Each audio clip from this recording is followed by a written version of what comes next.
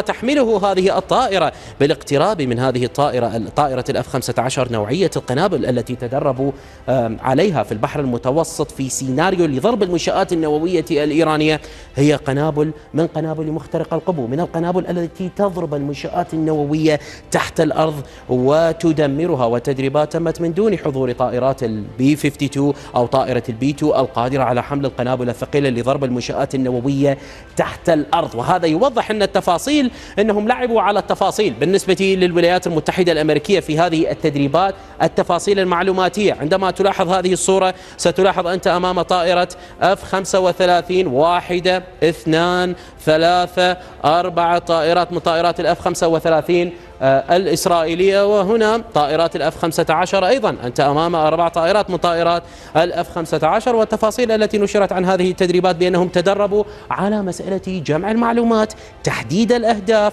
وبعد ذلك مشاركة المعلومات مع الشركاء، أي بما معنى أن الأف 35 القادرة طبعا على التحليق كيفما تريد وكما تريد فوق الأجواء الإيرانية من دون أن تكتشف إيران. هذه الطائرات هي ستجمع المعلومات، ستحدد الأهداف وتشاركها مع الولايات المتحدة الأمريكية عندما تتجه مباشرة لضرب المفاعلات النووية. وطبعا الطائرات الأف 15 يجب أن ننتبه هي ليست قليلة، هي قادرة على حمل هذه القنبلة الGBU 72، وهي واحدة من أخطر القنابل طبعا التي جربوها العام الماضي في شهر أكتوبر، وهي تعتبر من الطائرات الخطيرة أو من القنابل الخطيرة. وبالتالي الأف 15 البي 52 وغيرها رسائل كثيرة، رسائل صعبة، رسائل معقدة، والوضع